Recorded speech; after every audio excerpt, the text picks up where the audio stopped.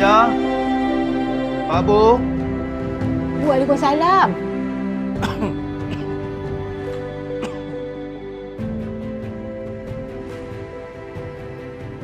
Ya Allah, Mak Jah. Masak air lagi? Anak Mak Jah tak pasang lagi ke penapis air tu? Ya, Faiz. Tapi dia orang tu sibuk kerja. Tak sempat lagi nak balik sini pasangkan. Tak apalah. Mak Jah pun dah berpuluh tahun masak air macam ni. Dah biasa sangat. Tapi sampai bila, Mak Jah? Mak Jah pun bukan larat sangat. Nak buat macam mana, Faiz?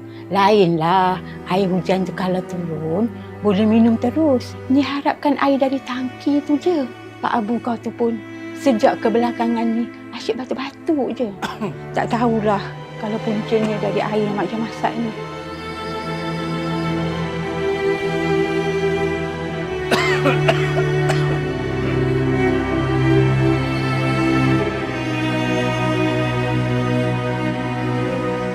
Kadangkala apa yang kita rasa bersih tak semestinya selamat.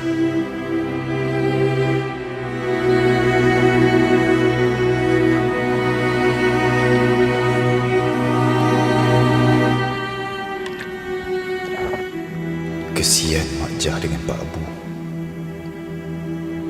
Nak harapkan anak jauh. Aku kena cari jalan tolong diorang tu.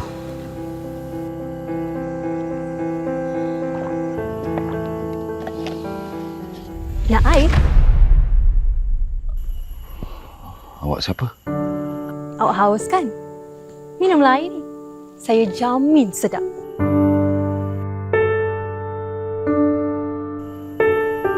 Kalau tak sedap? Kalau tak sedap, wang anda dikembalikan.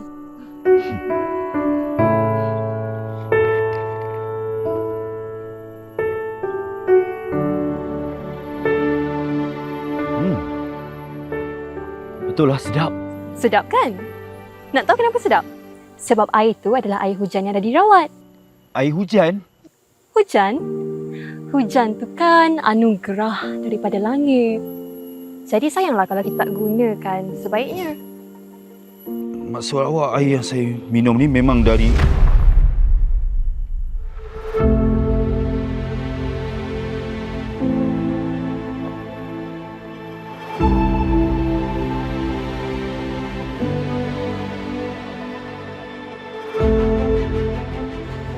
Nahrim?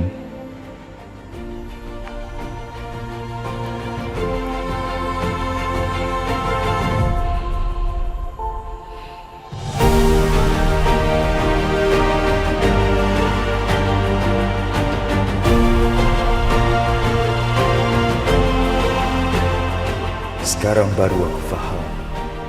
Setiap apa yang turun dari langit maupun keluar dari bumi merupakan satu anugerah.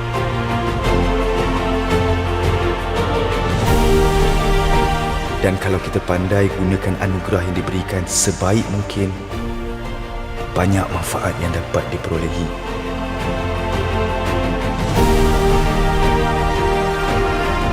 Terutama untuk bantu orang-orang seperti Mak Jah dan Pak Abu.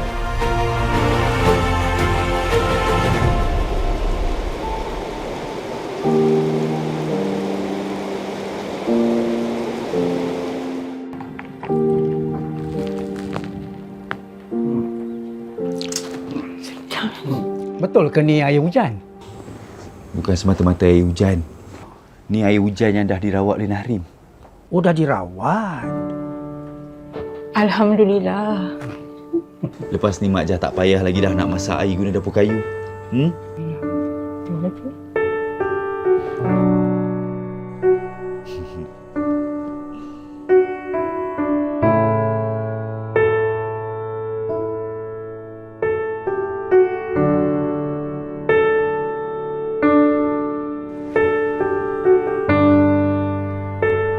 Tengok apa tu, Faiz? Tak ada apa.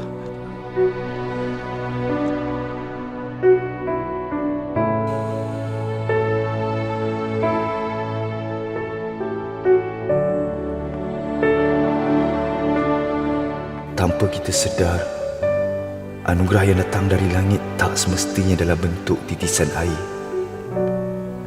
tetapi dalam bentuk pertolongan yang tak disangka.